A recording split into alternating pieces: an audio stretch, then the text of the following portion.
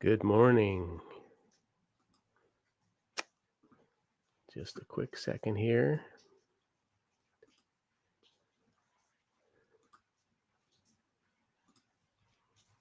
Okay. Drag everything. Johnny, first one in. Hey, man. Glad you could stop by. It's good to see you on Rachel's show this morning. I always like when you come up, hang out. You're a peaceful soul, my man. Can you hear me okay? Thanks for the thumbs up. Johnny, let me know. I always do a little sound check to make sure that the audio is coming through okay. Tell me if I'm quiet or too loud, and we'll get this train down the tracks.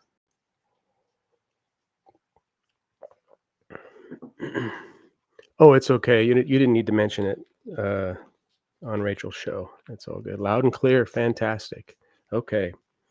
So today we're going to talk about kind of the events of the past week a little bit, but we'll wait on that. I'm going to have a guest come in who I think has a really good perspective or on this type of things, kind of a words of wisdom, I think.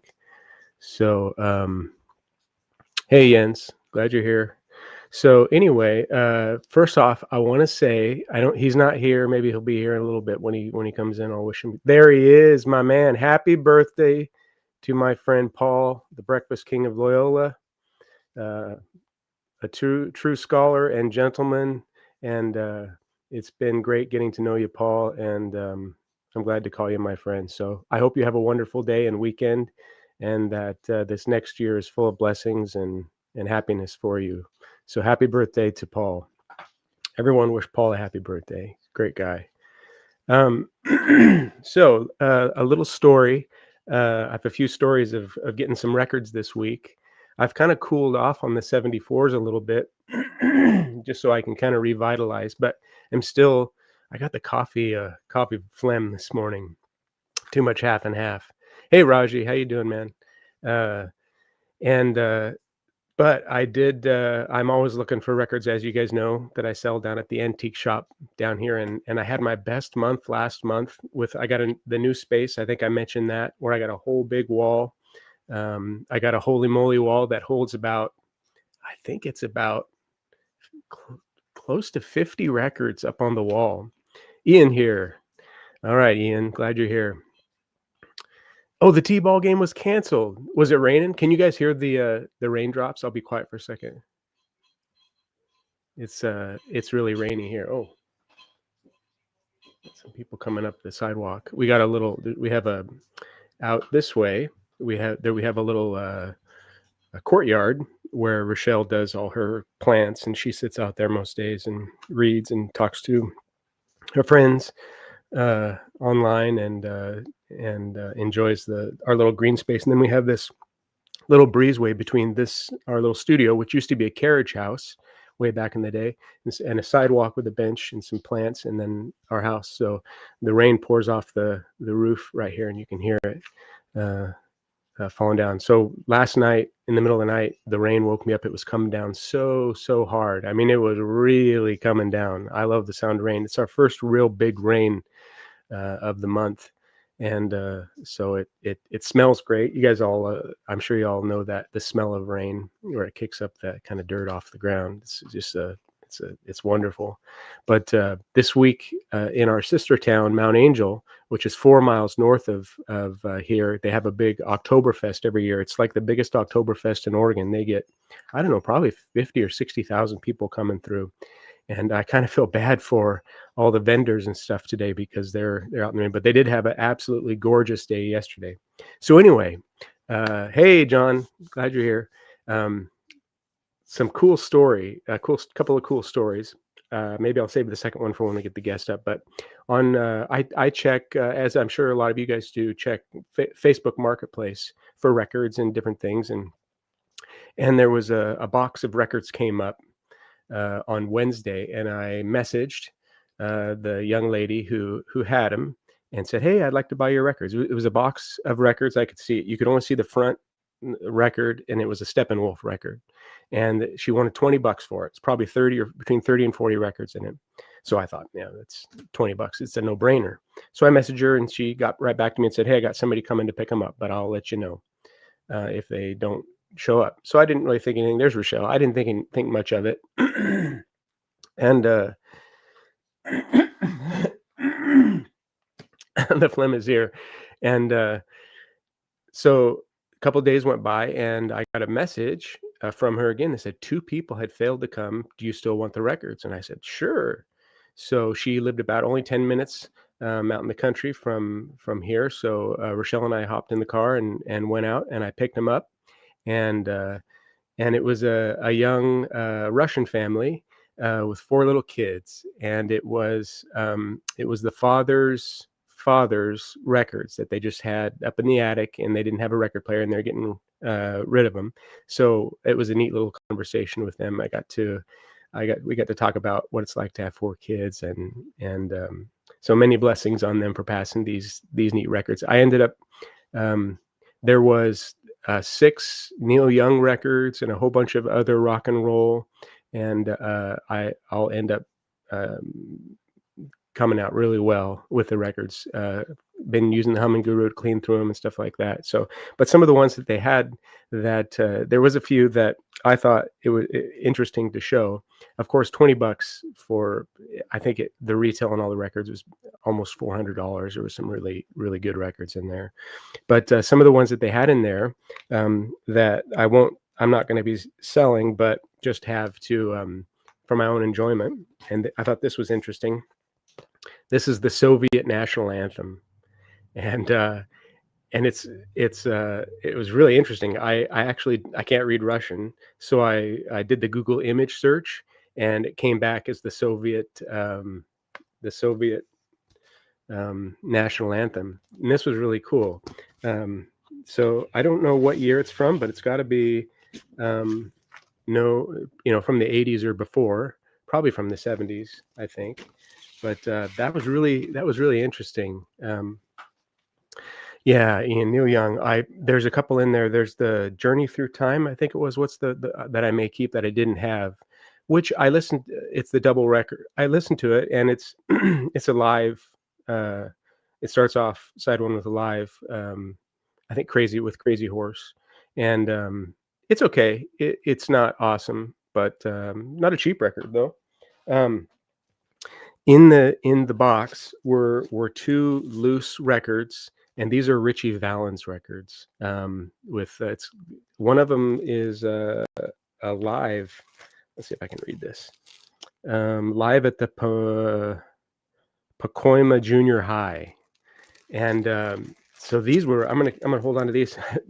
Funny thing is, I discogged both of these, and with the sleeve, they're like over $100 on Discogs. But so that was I wouldn't say a bummer that it didn't have the sleeves, but it's kind of neat for me to have in my own little collection. I remember growing up watching the movie La Bamba with Lou Diamond Phillips, and so that was kind of cool to get those. One that was in there was this. Do you guys know this album? I didn't know anything about it. It was really dusty and whatever, and I cleaned it and put it up on the record player. And then I looked at the record, and it's warped. It has some heat marks on it, and lots of skips, and lots of I can't sell it. But this record goes for there's only 3 copies on Discogs, and it's like a $200 record if it was in good shape. Yeah, Ian, I looked on Discogs for sleeved and on eBay. I'm going to keep my eye out for sleeves for those Ritchie Valens. Maybe at some point they'll be out there. I've heard from other people in the VC that you can pick that kind of stuff up every now and then. So, hey, Ed, how you doing, man? Got a Russian cousin who used to listen to Western albums in secret in the 80s. She's a pro musician now. Those albums hold a lot of sentiment to her. That's cool. Very cool, Ed. So speaking of Western albums, these 2 were in the in the box, and they're two test pressings from Monarch Records. Look at that.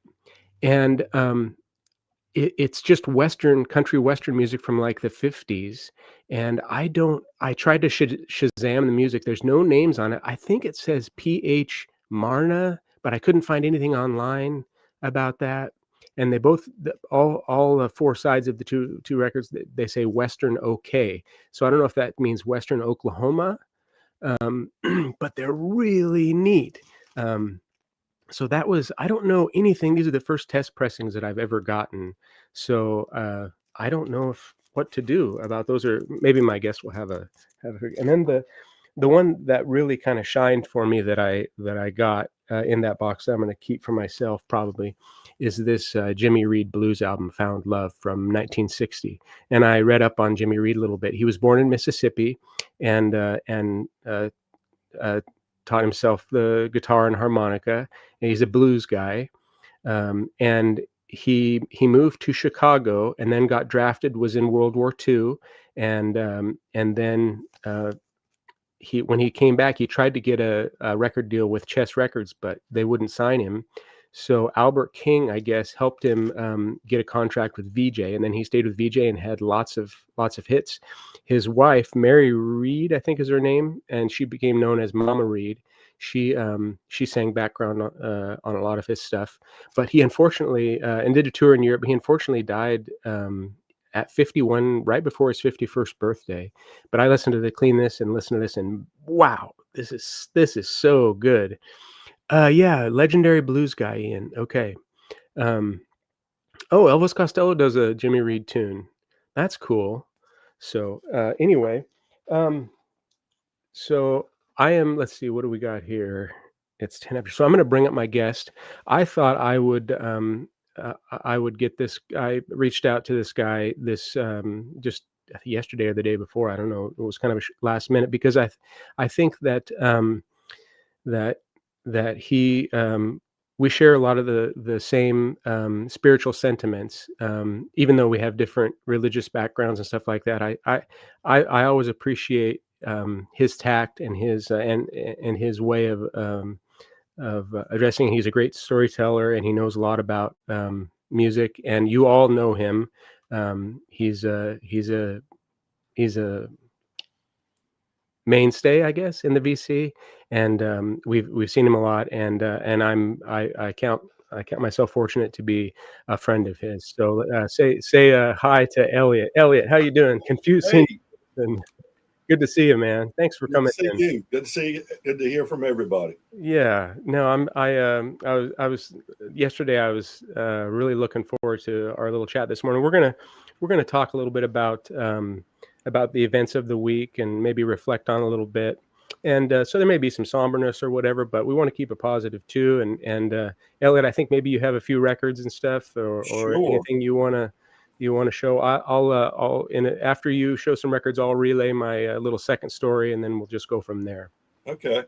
I've got 4 records I'll show. Okay. One I literally just got yesterday evening, so I hadn't even taken it out of the box, but not out of the seal. But this is the reissue for the Tony Rice unit, Backwaters. Yeah. Originally on Rounder from '82, and all your Tony Rice records tend, virtually all of them, there may be a few exceptions, tend to be very expensive on the used market. Yeah, I have Church Street Blues. Yes. Yeah. They're hard to find because, I mean, I'm sure there were, a few 100,000 made, maybe 100, 200,000. Yeah. Pressed, maybe 50 or 75,000, depending on which albums they were. But they hadn't had many reissues. But fortunately, Kraft has reissued some, and a couple of other labels have reissued some of his work. And so that's good because that kind of brings down the used market prices as well. But is the Terry Reid unit a band that he put together? Tony Reid unit is his band. Tony Rice, excuse me. Yeah, after he left David Grisman Quintet, he formed the unit. Okay. And usually it's more of a jazz flavored or classical or jazz flavored acoustic music. But of course, his roots are in bluegrass. But there's some bluegrass albums or some songs on some of the Tony Rice Unit albums that are bluegrass. But he's all kinds of configurations that he performed in. J.D. Crowe in the New South, the 0044 record, which a lot of people consider the greatest bluegrass album ever made. He was in that band.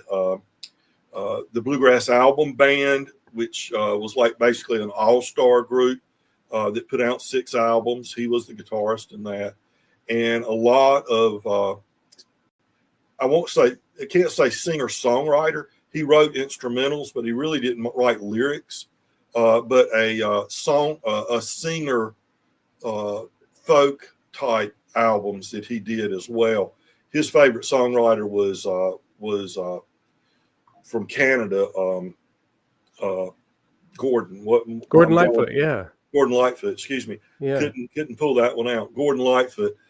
He loved Gordon Lightfoot's writing, and so usually on his solo albums he does at least one, sometimes 3 or 4 Lightfoot compositions. But it's nice to get this at a very reasonable price. Kraft put it out. People get into that. Oh, is it all analog and all that? Well, I'm not sure. It says that the lacquers are cut from the original master tapes, all AAA, all analog, by Kevin Gray at Coherent Audio. But of course, that doesn't mean that it wasn't some digital process used somewhere to improve or correct or anything. I don't know. I hear good things about Kraft. Yeah. Yes, they do high quality stuff, but it's not an extremely expensive record. It's not a $80 new pressing or anything like that. Maybe it was 30, maybe it was 25, something along those lines. But it just came out. I had pre-ordered it, and I got it yesterday, I guess it was. Nice. And I've got a set of 3 I'll show you, and then we'll move on. But I've found that there's a record store, brick and mortar, that sells online out of Ohio that I'm sure a lot of people are familiar with. Plaid Room Records. A lot of people have probably bought from them.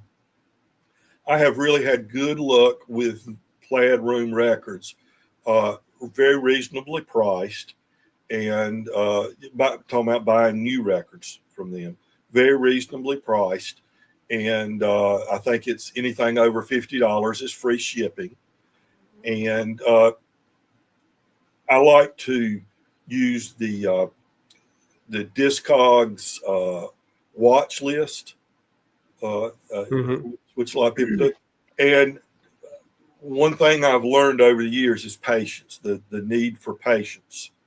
And so I'll put records on. I've had some of them on there for years and years, but I'll watch the prices, and stuff will be too expensive for me. I'm not going to pay $100 for a record. Sure. But sometimes one of those records will come along and show up on Discogs significantly less than those type of prices. And I like the Squirrel Nut zippers, if you remember. Them from the mid 90s. Between their big hit, the album that had Hell on it, and their follow-up album, Perennial Favorites,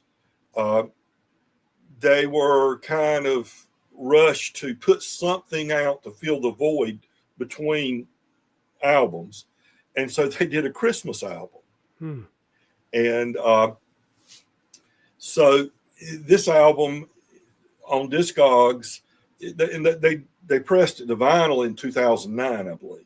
So there are new copies out there somewhere, but there are very few on Discogs, and people are asking $120 is the average price you'll see. So I, of course, didn't, and then it pops up for $20 on from Plaid Room Records, new mint or near mint. It's been on the shelf a while. Yeah. And so immediately say, okay, there's patience pays off. Yeah. So this is the album. It's called Christmas Caravan. And you notice it looks like the old It does. Yeah, that's Christmas neat. albums from the 60s. And they do, it's not the old favorites. It's stuff they wrote, Christmas songs Okay. they wrote. And Neat. so I was real glad to get that. And I Yeah. went ahead and got 2 other records along with it. That got it up to $60, which meant free shipping. Mm. And the bluegrass groups, the Steep Canyon Rangers. This album was from 2020, Arm in Arm. Again, $20, new, sealed. And that's on Yep Rock Records. If I know there are probably some people familiar with Yep Rock. It does a variety of, releases a variety of albums. I believe Nick Lowe, for instance, is on Yep Rock. Okay. But so is A $20 new record is kind of a rarity these days. yeah. And the last one is the Traveling McClurys, and this is called One Chord That Rings True. And the Traveling McClurys are an offshoot band of their father's band. They're in their father's band, but this is Ronnie and Rob McCrory and their band. When they're not touring with their father, they tour as the Traveling McClurys. And so this is a 2020, late 2024. So it's a new album. It came out maybe 2025, but it just came out recently on their own label. And so that's cool. So, for 60 plus tax, 7% tax in North Carolina, about $21.50 a record. Perfect. So those were some good deals. So it just pays a little bit of patience, right? To be patient. Yeah, no doubt. I think we all in the VC get that itch, Oh yeah. It's so hard because I can be real impulsive sometimes, and want to grab something up. I got the FOMO or something like that. Hey, Exactly. Lon, how you doing, buddy? Yeah, I got the box set a week after Record Store Day. The Warren Zevon, his last 4 albums. Okay. I got that box set. It was about $90 at Record Store Day, but I don't go out to Record Store Day. Mm-hmm. And I got it for. I went ahead. I wanted to make sure I got it. You know? And I ended up paying about $20 more a week later online for it. But I kept it on my watch list. And of course, it got up to $180 or something. Wow. People were asking. But remember, that doesn't mean people are paying that much for it. That's true. It means somebody's trying to get that much for it. And now, was it 6 months, 4 months after Record Store Day, something like that? It's down to the original price, about $85, $90. Yeah, all day long. So I sometimes I'll look on Discogs for when I'm pricing albums for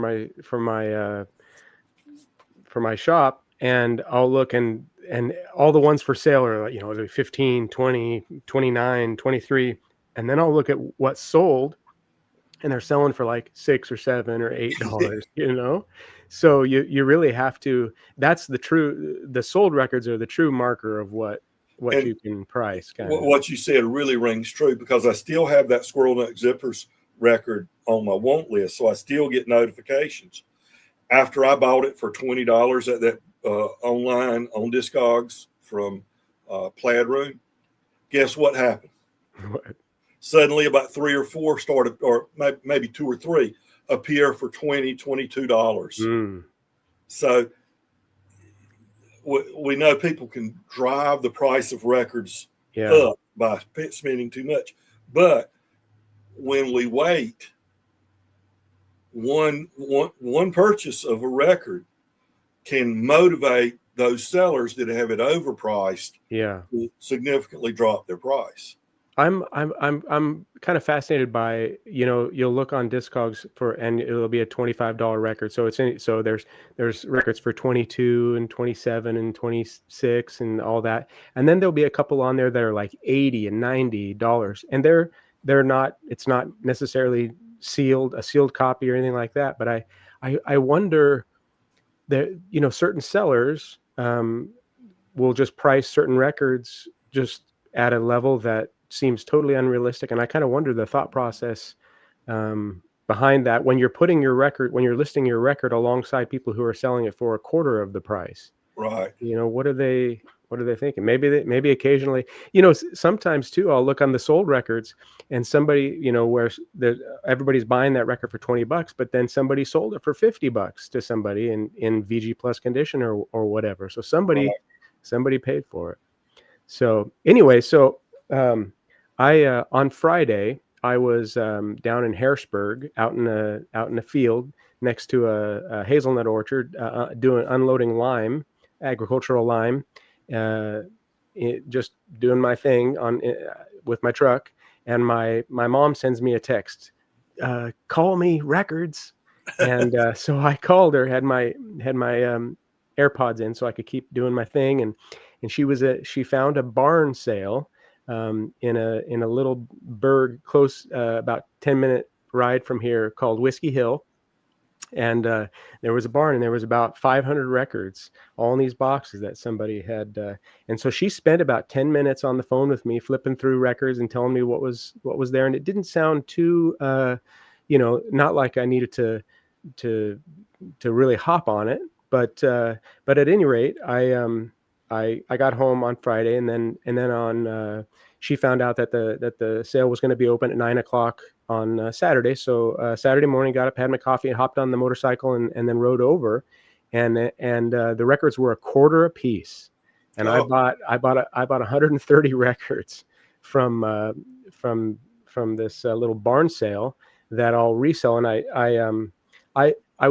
have a lot of inventory that's 15 and up in my booth down here, and I didn't have a lot of records that were $5, $6, and $7. So I made sure that all these records that I got, I could sell for at least $5 each one of them. And then see here, Goodwill's records are $4, and they're hammered, and stuff like that. So I spent an hour and a half going through all these records and came up with a bunch, and ended up I found some good rock and roll, some Deep Purple, some Straubs, a Straubs promo, some stuff that probably will sell fairly quickly for about $150. So it was well worth going just to find that. But then there were all these kind of oddities that I found, and I'm going to pound through, just to go through a handful of them here, just because they're neat, and it's stuff that you don't see often. And one thing that I really like is when you find an old record from the 50s or 60s, even in the 70s, that's in really good shape, like the covers aren't bent up and the vinyl's really clean.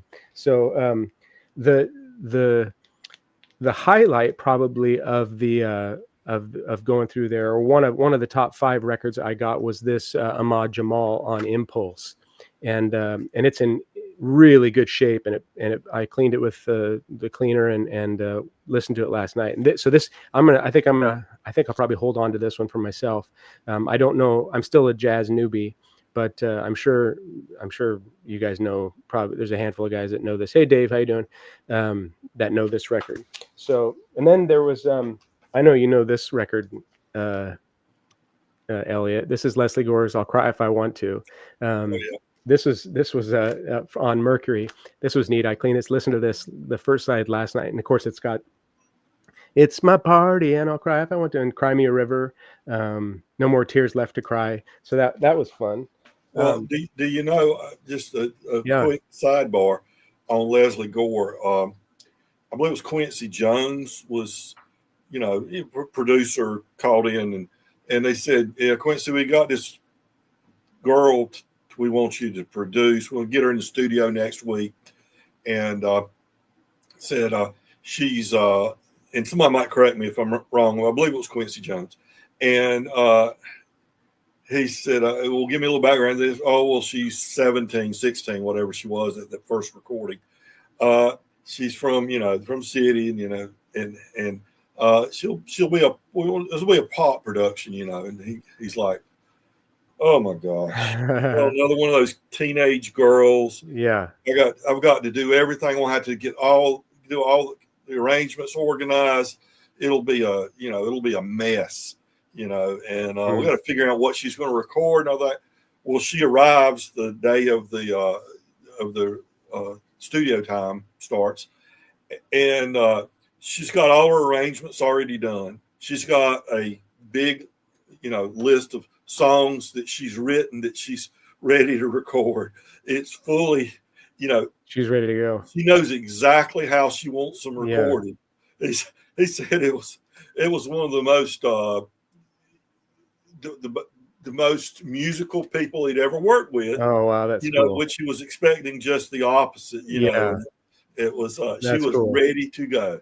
Speaking of Quincy Jones, that's a good segue. This is Frank Sinatra and Count Basie, arranged by Quincy Jones. Oh yeah. And I would love to find that album. Boy, this is really fun. It's on the Reprise tricolor with Blue Eyes' face on there. But this was it's got it starts off with Fly Me to the Moon, which who doesn't? I mean, you just hear that and crank it up, and it's just it's so good. Wives and Lovers, The Good Life. So this was really cool. A quarter. It just tickles me. I just love that. This was a good score that I got. This was in really good shape. A lot of times when I run across this album, they're hammered. I mean, they are just hammered. But this one plays out pretty good, pretty close to VG plus on that. I posted this album on my Instagram last night. This is Lenny Bruce Fantasy on red vinyl, and this was interesting. It's not the kind of humor that's really funny these days, but it's a slice of life back in the day. It's really kind of a fascinating cover, and the red vinyl just looks so cool on the turntable when it goes. This was cool. This is a Verve. Is it Porgy or Porgy and Bess? There's lots of Porgy and Bess albums out there, but this is Ella Fitzgerald and Louis Armstrong. Oh, nice. Double album, gatefold. That was pretty cool. I really loved the cover on that. Somebody had to make this mosaic with tiles for that, because I don't think it's too old to be computer generated. So somebody would have had to put that together, which is really, really neat. Dave Brubeck. There was another Dave Brubeck album that I really wanted. I forget, it's around here somewhere, but it had a different record inside when I got it home. The greatest hits? This is Anything Goes. Anything Goes. Okay. He's playing Cole Porter on this, so it's a 2i stereo copy, but it does sound it's cool, just your standard. Okay, this is interesting. I think this is the sexiest album cover that I've ever seen, and there's a lot of those exoticas and different albums with pretty ladies on the cover, but this one takes the cake. Let's see if we can let me take it out of the sleeve.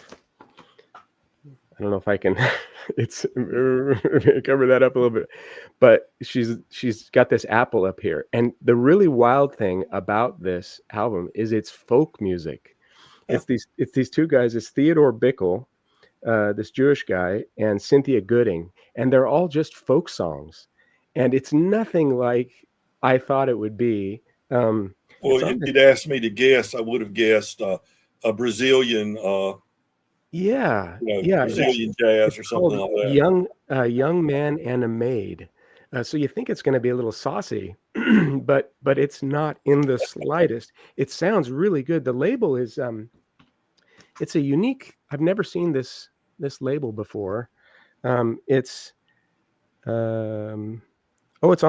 Is it Elektra? Looks like it's on Elektra. But that was fascinating. I just thought that was real sexy. Let's see. There was some cool soundtracks. Here's Picnic. Who is this? This is William Holden and Kim Novak. which is kind of wild. This was cool. Little ink spots, and it's not a high, it's a $5 or $6 record probably. But the cool thing about it is it's on red vinyl, which is fun. I always love this classic translucent red vinyl. It just I don't know anything like that. I go forward. This is I don't know if this is Around the World in 80 Days Cruising with Ray Burden, and it's I think it's gay themed. I think this is a dude here. I don't know. I couldn't find anything on Discogs about that. Does anybody know? Anybody know about that at all? That was really wild. Here's Ella in Berlin, Mac the Knife. It's got the special value $1.59 on it. It's cool. Ventures. This is an album that everybody knows. It's in okay shape, but I'll sell it for $6 probably down at the shop. And then there was another Ventures a Go down there. They like surf music. Here's another soundtrack. On the Beach with Gregory Peck and Fred Astaire. I haven't listened to this yet. On Roulette Records. Kind of interesting. Here's a good one. For a few dollars more. The cover's kind of worn, but the vinyl's in pretty good shape. Got Eastwood on the back there. Do you sell many soundtracks at your?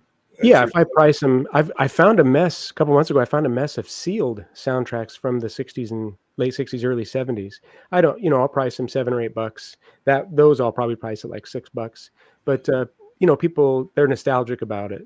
I guess that's what it is. I've noticed that some of the record shows, it'll run hot and cold. Yeah. But a couple of record shows I've sold at, and 2 or 3 people will come in looking for soundtracks and buy. Yeah. And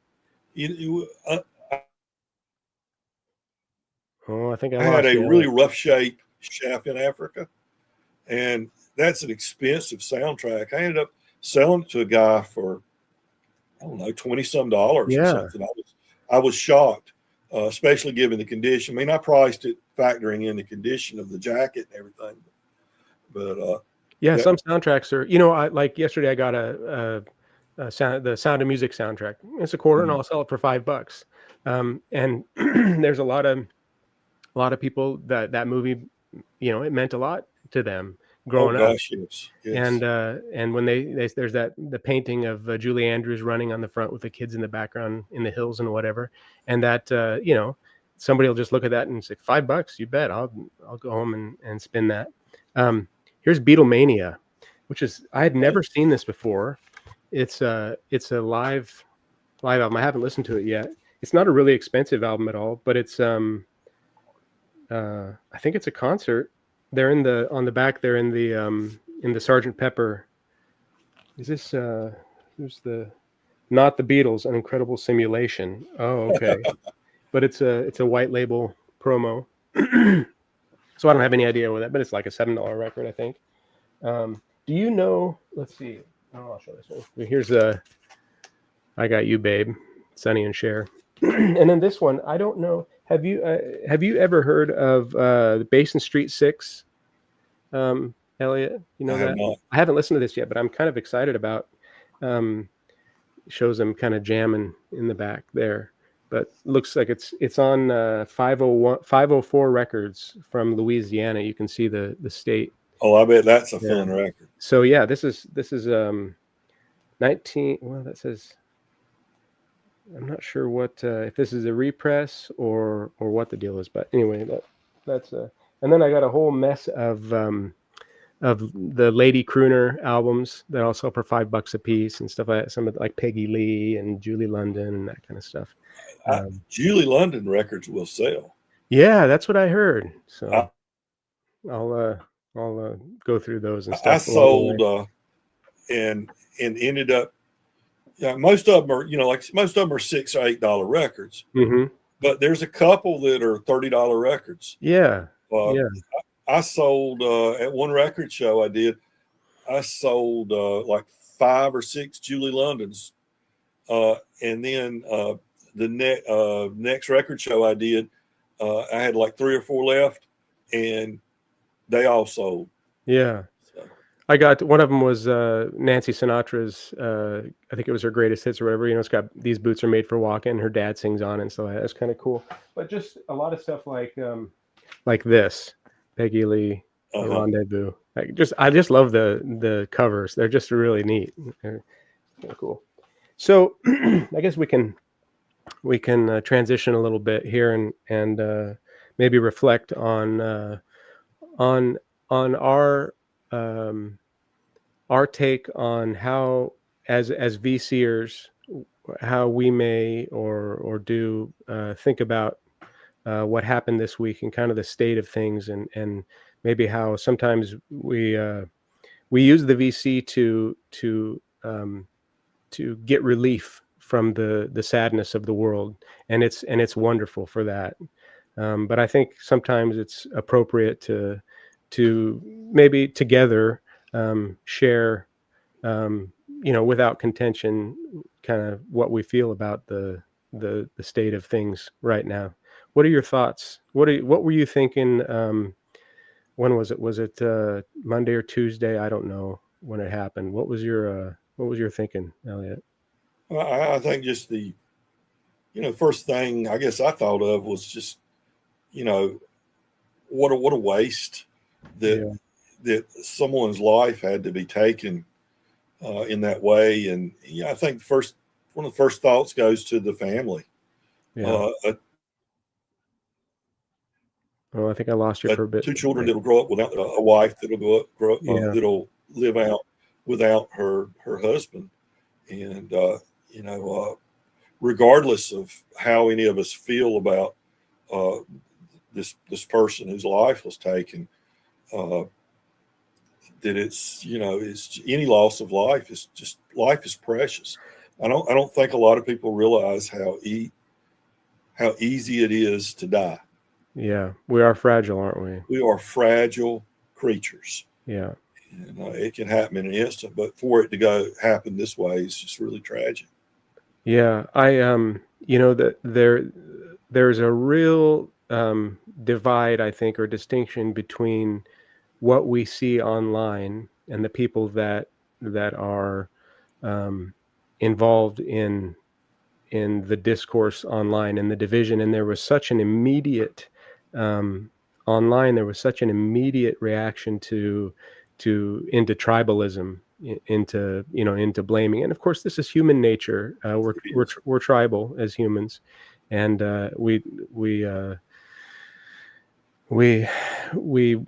it's easy for us to separate ourselves and to be able and to find blame. And I was just so saddened to see just before we really knew anything about the shooter or motives or anything like that, just how instantaneously people reverted to that. They went to their corners. It's really sad. And there's a real avoidance of taking responsibility for people when it comes to that. You don't want to. It's very difficult for humans to acknowledge that they're wrong. It's almost impossible in a lot of cases, and especially when it comes to spiritual issues, religion, because people hold that so close to their chest, and we look for confirmation bias. But the difference that we have, how many denominations do we have in the United States? When you can't falsify, you can't falsify faith, so you're free to interpret however you want.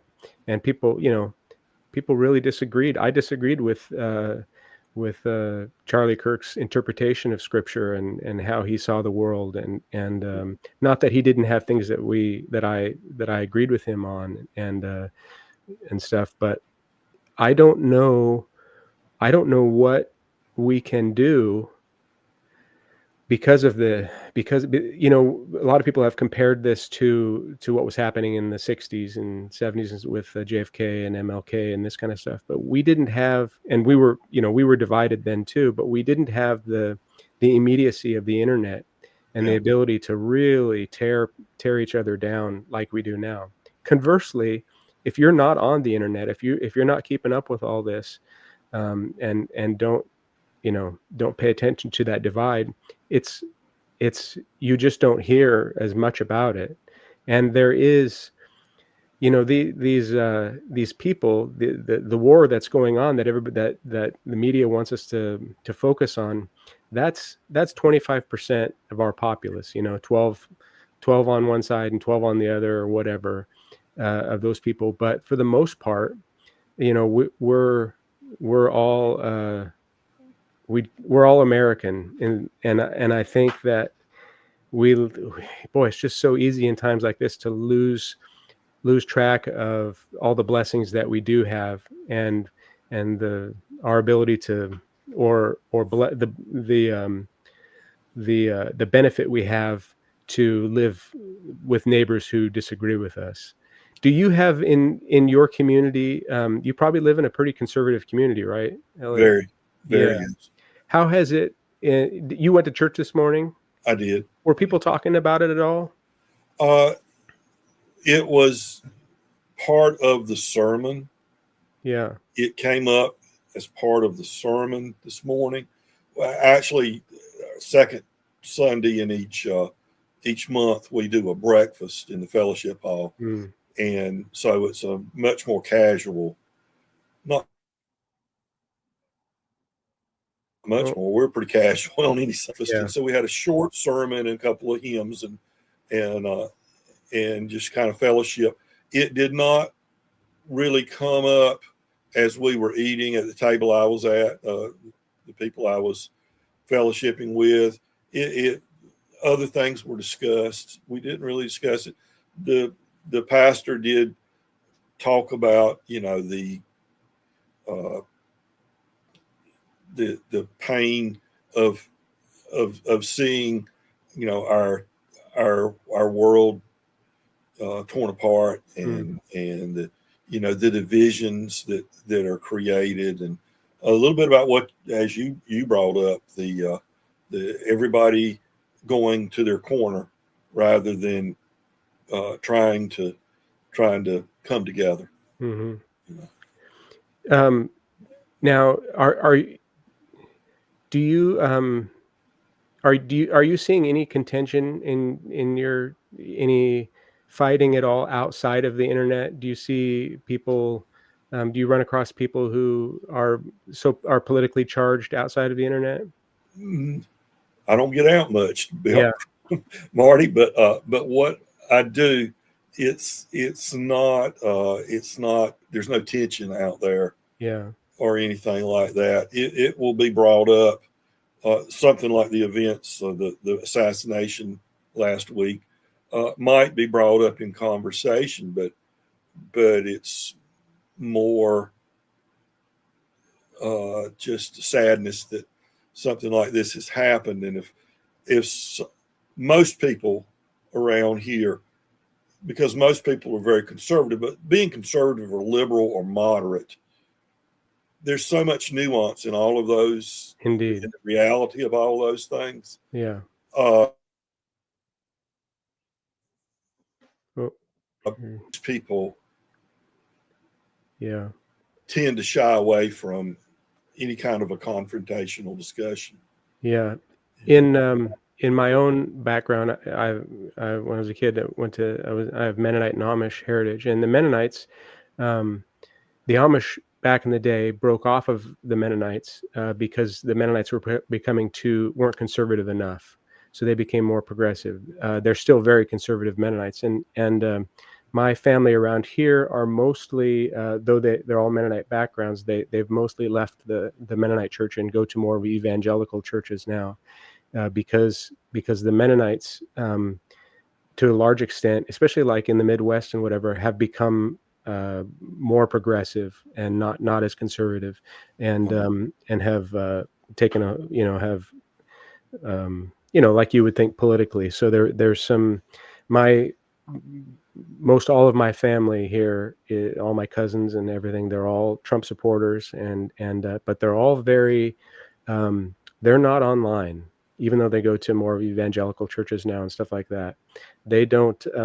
They keep their religion uh, set aside, and I think this is a holdover from their. Though they go to evangelical churches, they have held on to their belief that their faith doesn't belong in politics. And I think this is a real sad thing in our country, that in the in the 80s and 90s we had Rush Limbaugh and Ralph Reed started the religious right, and they're really they're preaching, along with the prosperity gospel and this kind of stuff. They're preaching they use the gospel to justify more of a theocracy in our country.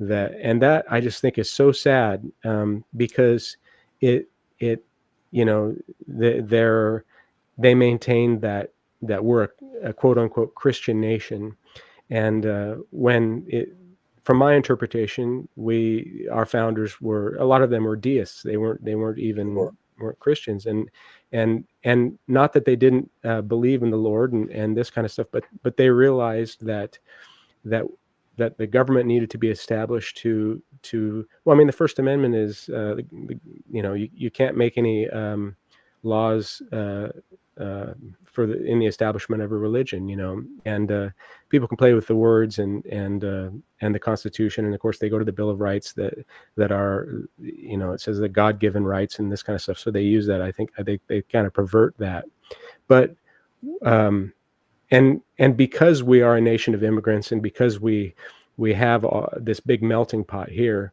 it does create that divide, that us and them kind of mentality. Whereas a place like the UK, where they actually have the Church of England, is part of it. We don't have that here, and right in the last 20 years, the evangelical movement has really broadcast a sense of victimhood, like their Christianity is under attack from everyone else, and it really has produced this divide, I think, that I see.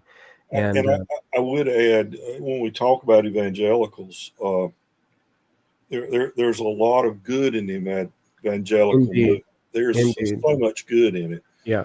But and there is not a uniformity that some people seem to assume. Right. If you look at some statistics in recent elections, people who say they are evangelical, about 65 or 70% of them vote Republican. But what does that also mean? That a lot of them don't. 25 or 30% of them vote Democrat. Yeah. There's a quietness within a lot of the evangelical churches, a quiet pushback to some of what the politicalization of the church. I know it exists. Yeah. Because I've attended evangelical church in the past. Not that it normally is not politicized. My wife's church. I go to the church I grew up in now, but because my wife's not able to get out of the house. But as long as we were married and she was able to get out of the house, we're still married, but not able to get out of the house. I, as a lot of men do, I become a part of my wife's church tradition. I've never transferred my membership. I never joined that church, but I found a lot of brotherhood in that church, and a lot of some of the most caring and loving people you could ever imagine. And I still have connections with that church. But I've also seen attempts to push politics into the church, and it create a tension.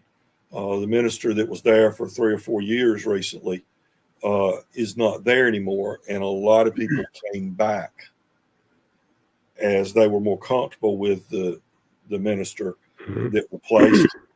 He had lost a lot of parishioners because he it was viewed by a lot of people that he was trying to impose some of those things you were talking about into the church.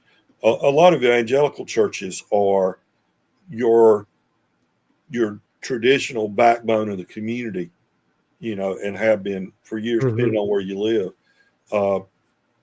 And a lot of, I don't think I mentioned, but I'm a Methodist, United Methodist Church, which is a more progressive church in a lot of people's eyes. Yeah.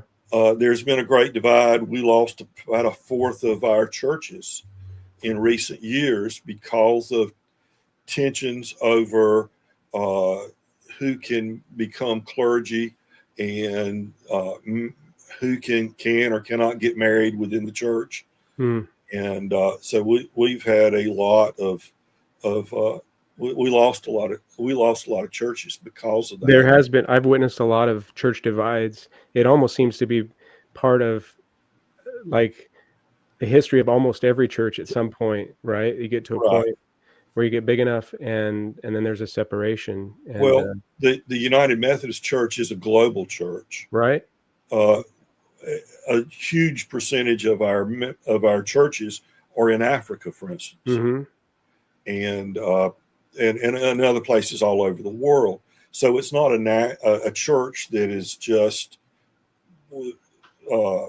congregations located within the United States or within North America, but rather all over the world. And that's been one of the biggest conflicts because homosexuality in Africa is a much more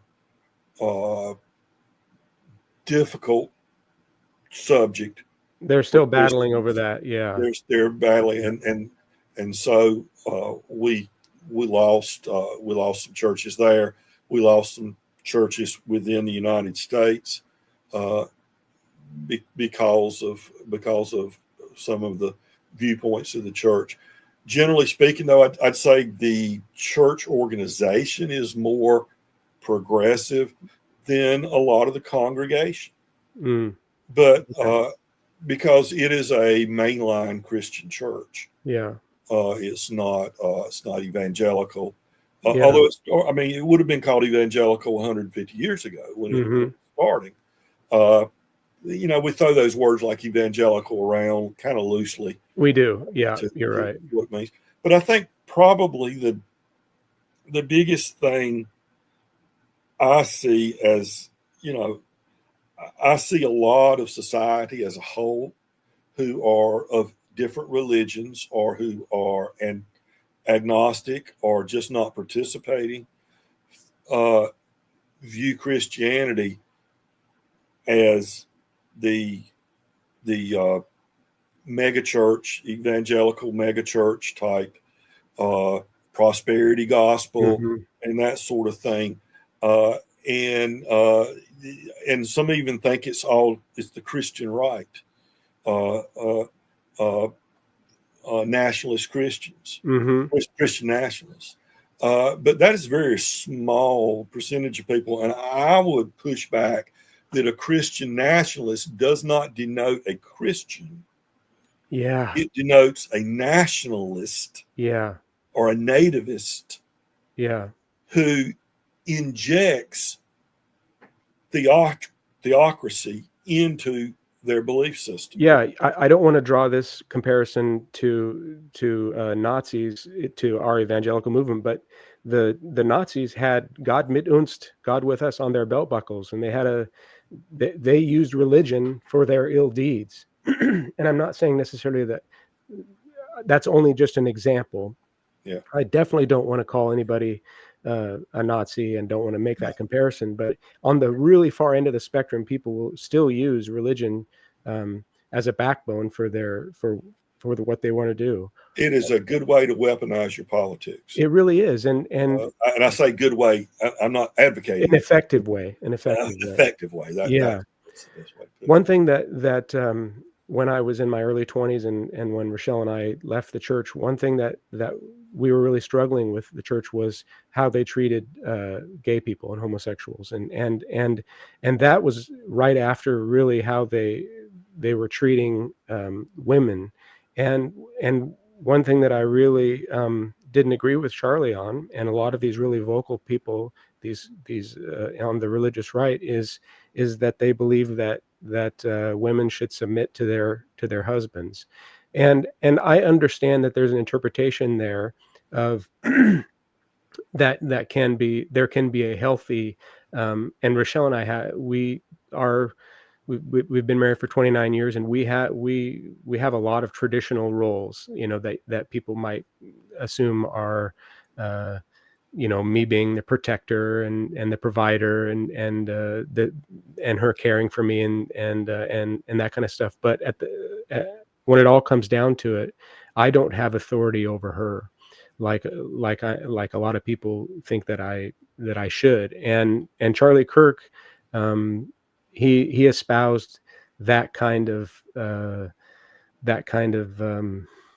faith or religion, and he was not, I don't believe he was accepting of homosexuals. And there's a really, to me, that's just a really stark dividing line. And though I can probably find common ground on a lot of things, I my oldest daughter married a woman this summer, and how could I say that she couldn't marry somebody she fell in love with, regardless of who they are? Not, my girls were taught they didn't have to find a man. They needed to find somebody that they loved, and that would love them back. And so I I don't I don't know how. I think at some point you just have to allow these people, because people don't really change their mind a whole lot. That as the younger kids grow up and the new generations come up, even though they're conservative minded, there's been a lot of acceptance now in the younger conservatives of people who have different lifestyles than them, and there can. But I think it just takes time. People have to die that espouse that kind of theology, I guess. And I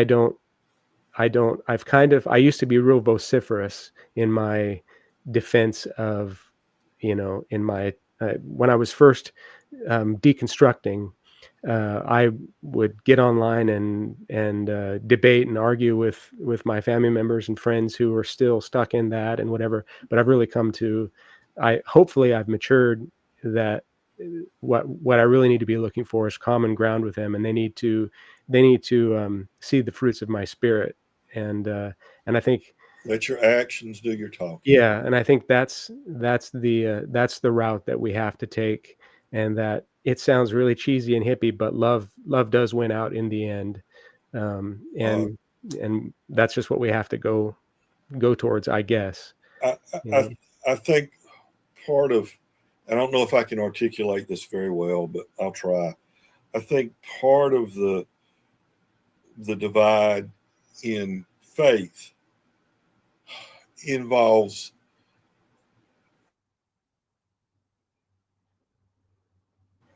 with the Christian nationalists, but who may gravitate toward some of that way of thinking.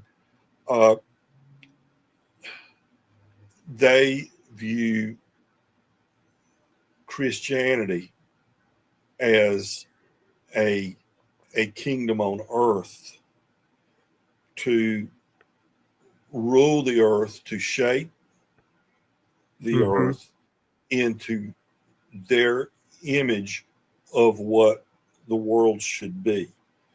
A belief that that there can be a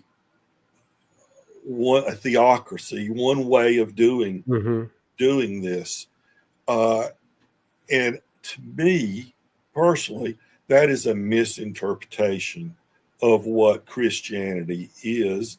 To me, Christianity in its most basic form is to love God and love yourself and love your neighbor as yourself. And if we can do that, the details will work themselves out. Yeah. We can't judge. We are not called on to judge people. And of course, I'm sure I'll find myself judging people, and maybe I'm judging right now. Uh, we can't judge people for what they do. We can be critical of them. Yeah. Critical and not condemn. Not condemn. That's a good way to put that. Yeah. But Christianity is about love. Love your neighbor. Love your enemy. And that goes against our human nature. Human nature. To love your enemy. Yeah. But yes, we've got to love our enemy. Yeah. And we've got to love one another. And we have to be welcoming. And, it's not us against them. Mm-hmm. It's not the other and us. We can't think that way. And I thought the governor of Utah, for the most part, did a really good job of trying to calm the waters and try to emphasize, don't get stuck in this social media bubble. Mm-hmm. Don't be consumed by it. But I was really startled by one thing he said that I really thought he was wrong on. And maybe he'll backtrack on that, or maybe he will clarify that. But he said a couple of times, he said, we're just hoping and praying he's not one of us. I saw that too and was really disheartened by that. I said everything else he said, but that's what I remember because, okay, what is us? Yeah. Is it a member of the Church of Latter-day Saints? Is it a Utah person? Is it a white person? Is it a Republican? What does he mean by us? Because that is again drawing the us and them. There is no us and them. Yeah. We are all the same. We were all human beings. We're all children of God. Yeah, that was a real mistake on his part. That he said he went to bed praying that it wasn't one of us, and he also made it very clear that he believes that the shooter was on the left, and if that's the case, that's the case. That's the way it is. But when I look at on the left or on the right, it's so confusing in today's world. It's not so simplistic. Indeed. People want to make it so simplistic. Most of us have complex ideas and contradictory thoughts on a number of things. It's only that small, what did you say, 12.5%? Yeah. That everything, they're so sure of everything. Yeah. And everything you believe fit here or on this other. Well, most of us are both, we're a mixture. Yeah. One thing sometimes we're in conflict with ourselves over certain issues. Yeah. The one thing that I think it really permeates a lot of this partisanship is certitude. They're so certain that their position is the right one. And that stems, I think, in a lot of ways from fear. They're afraid that what they have is going to be taken away. And that's been a real rallying cry to the religious right, is that they're under attack and they need to be afraid. I mean, Donald Trump's MO is he makes no effort whatsoever to bring people together. The first thing he said was, you got to get control. It's the radical left, and in every aspect of his life and policy and statements, it's all about dividing. It's all about conquering the people that disagree with him, and retribution and this kind of stuff. And it's just so sad to see no effort whatsoever. Now, he can't help it. This is the blood that runs through his veins. He is who he is. And it's incumbent upon us to be able to get through that and to see that and to know that he's not going to be around forever, and to hope and pray that we can find find unity after this really difficult time of separation. I really hold out hope that that the Republicans and the conservatives will find a leader, that an honorable person that can reach out. There's a guy in Texas, James Tellerico. I don't know that he's a Republican, but he's a pastor. He's a And Democrat. is he a Democrat? Okay, Senate. yeah. He is, man. I was just watching one of his speeches, and the way he's responded to this, it's just what an honorable guy. I just Yes. really think he has the right mentality. He's And very well spoken, yeah, and he speaks from the heart. yeah, But what we don't want to do, and you're not doing this, but I'm just saying, we can't hold someone whose views we really feel strongly about, agree with, up on a pedestal as and that's when the danger is. I'm really concerned that Charlie Kirk is being martyred, yes, and that some of the very inflammatory views he had on issues are being whitewashed or being ignored because of the awful thing that happened to him. yes, that's absolutely true. There's a danger. Martyrdom is not a good thing. Yeah, Maybe somebody wants to push back on that, but martyrdom leads to zealots, and it leads to revenge, mm-hmm. and well, that's not what we want to see. That's not what we need to see. No, because for every, people play the yeah, but what? Yeah, but mm-hmm. but remember, and the Democrats and the liberals, if you want to call them that, are the opposite. Yeah, but think about the state senator from, is it Minnesota, wasn't it? Tim, Melissa Hortman and her husband. Yes. Yeah. Yes, we need to remember them for sure. But we're doing it back and forth, Mm-hmm. They'll go, but yeah, they tried to kill President Trump when he was running the second time. That's right, they did. That was awful. And it was these people that are doing these assassinations, these attempted assassinations, these horrible violent incidents, the shootings in the Minnesota church, the school shootings, these people have been radicalized. And when they become radicalized, they are maybe not legally under legal terms, but I think clinically they are mentally ill. Indeed. A sane person does not believe that killing someone is going to bring about that great change they want.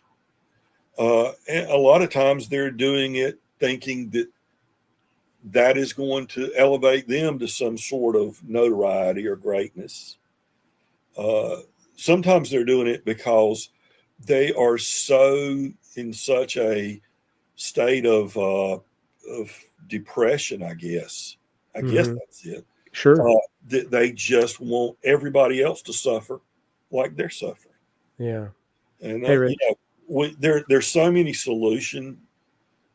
There's no perfect solution, but there's so many things that we can do to make things better. Yeah. Talking it out, finding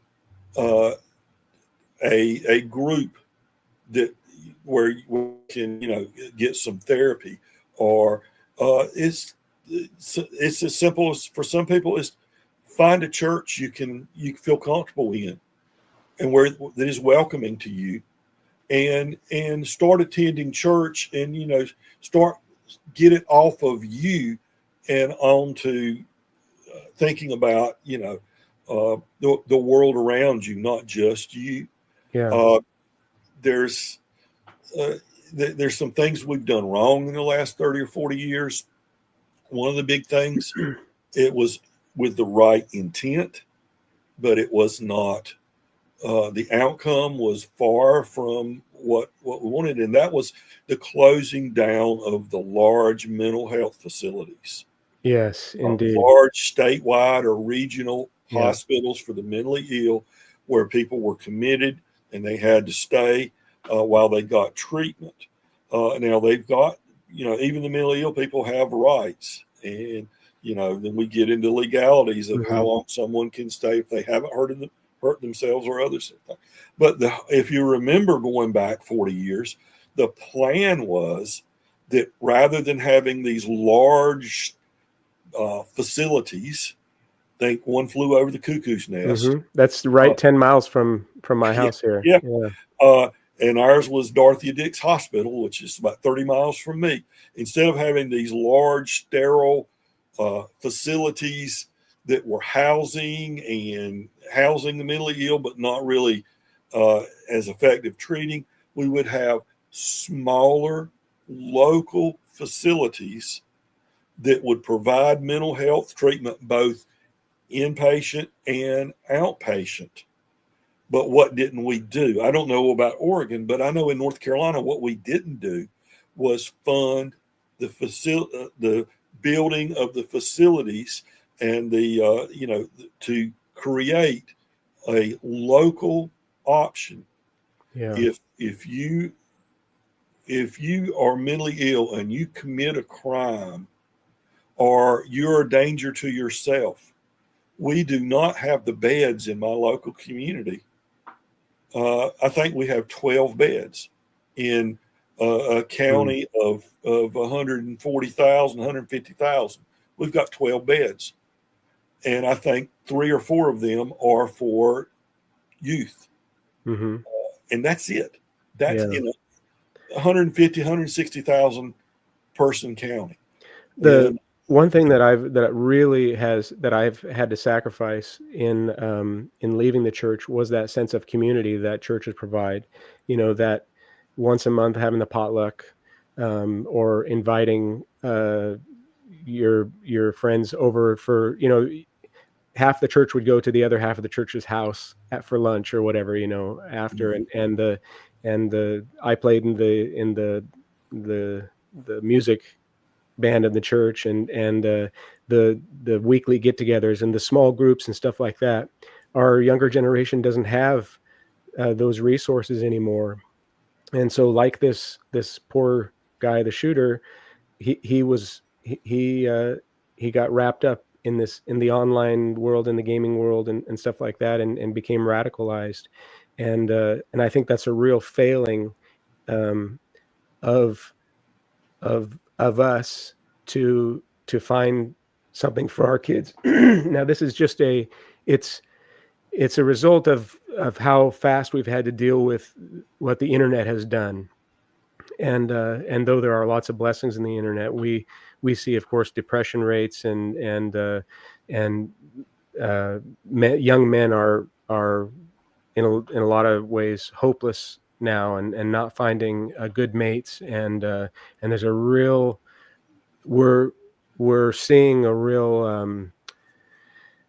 we're seeing the backlash from what's been happening over the last 10 years with our youth, and how where they're being taken online, and I don't know what the solution is. I don't know how we, rather than to spend more money, like you said, offering services to young people and everybody, where they can go and get treatment and get people who want to take care of them. Um, the church, Methodists, like you said, are an international. They're very service oriented, and so are Mennonites. Mennonites have a big thing in the Mennonite church was to go do VC work, voluntary or VS work, voluntary service, and that's still a thing, and there we just don't have those institutions to provide uh, um, our young people an avenue to learn about service, and the blessings that you get from taking care of other people. And I don't know. I don't know how we get back to that. I'm pretty pessimistic on I hope there's a renewal in all this, and I hope that we can find Yes. some common ground. But I just don't know. I have my real doubts about where we can. I would love to see people become, come out of the shell of the internet world and being, self-absorbed within, Mhm. we're doing I social know, media right exactly, now. and this is the blessing part of it. This is the Yeah. wonderful part of it. Yeah. But I would love to see young people more active and more resources offered to them, whether it's through the community, whether it's through the church, whether it's through government programs or whatever, but so that they can feel a part of doing good, Hmm. doing showing kindness. Yeah. You don't have to go to church to go out in your community and show kindness. Right. That's one way. And I would love for more people to do that, because one of the problems we have in our mainline Christian churches in America today is that people have stepped away from our churches, like the Methodists and the Hmm. Presbyterians, which are the ones we have around here, uh, and think churches like that. In and I don't want to take out the mega churches, these big churches that do contemporary services and have lights and like a rock show and all that. Hmm. That serves a purpose. I'm not saying that's all bad, Yeah. but the message is a simple message of love in the Christian church, and it doesn't have to have all those things. Yeah. If we could get more people to, there's a church in every neighborhood, Hmm. And there's several churches usually in every neighborhood. If we could get more people to families to say, let's visit a few of these churches, you know, or if they're of Jewish descent, let's go. Even if they have to drive a little ways to the local synagogue, let's go to synagogue. Hmm.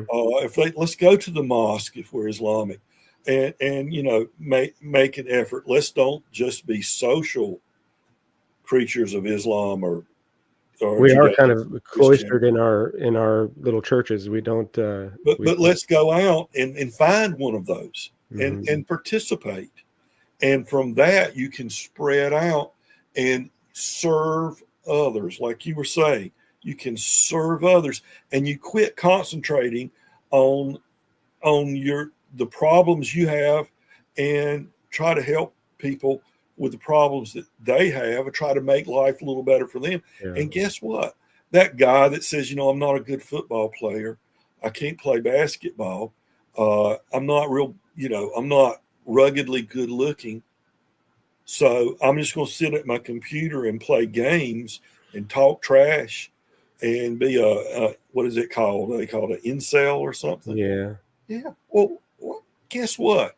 If you're out there in the community, if you're participating in your church, or if you take some art classes at the local county art center, or if you volunteer to do some public service, volunteer, not get forced into it because you did something Hmm. wrong, but volunteer to do some public service. Guess what that young man is going to do? He's going to meet a young lady. Hmm. It's not that hard. Yeah. Will it be necessary, this romantic thing he's got in mind? Well, line, probably not. But if he'll realize, we're talking about human interaction, human beings with one another. It's the world is not, all women are not Playboy bunnies, Hmm. and ladies need to remember that all men aren't, the football stars on TV, and almost all of us aren't. Hmm. But look for people and try to find a human connection. And once you establish that human connection, who knows where that'll take you. Yeah, But we need more person-to-person human connection. We don't just sitting in front of that computer all day long. Yeah. No, you're not going to meet that pretty girl. Yeah. And just that's one of the reasons we're not interacting with one another. Yeah, it's yeah.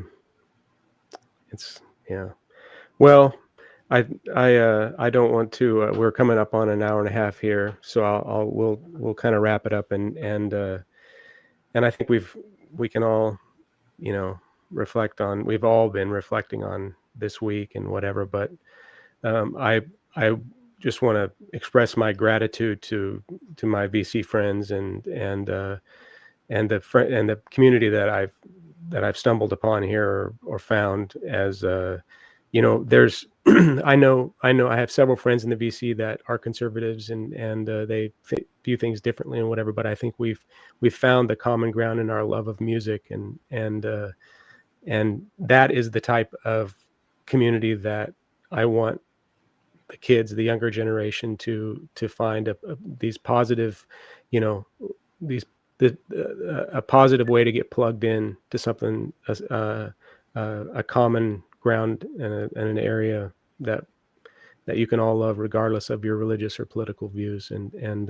So thank you, Elliot, for coming on today. You were the right guy to come on and just I appreciate you having me on, Marty. Yeah. This is and what do I say at the end of all my videos? What's that? Be kind to your neighbors. That's right. Amen to that. Amen to that. We're all neighbors, people. Yeah, we are all neighbors, even if you're in North Carolina and I'm on the other side in Oregon here. So that's right. Everybody have a wonderful Sunday. I'm gonna get yourself something good in your belly and maybe make an effort to smile at somebody and give somebody a compliment this week, and somebody that you wouldn't normally go outside of your comfort box a little bit and just bless somebody with some kind words, and we'll see you on the next one. So take care, everybody. Love you all. And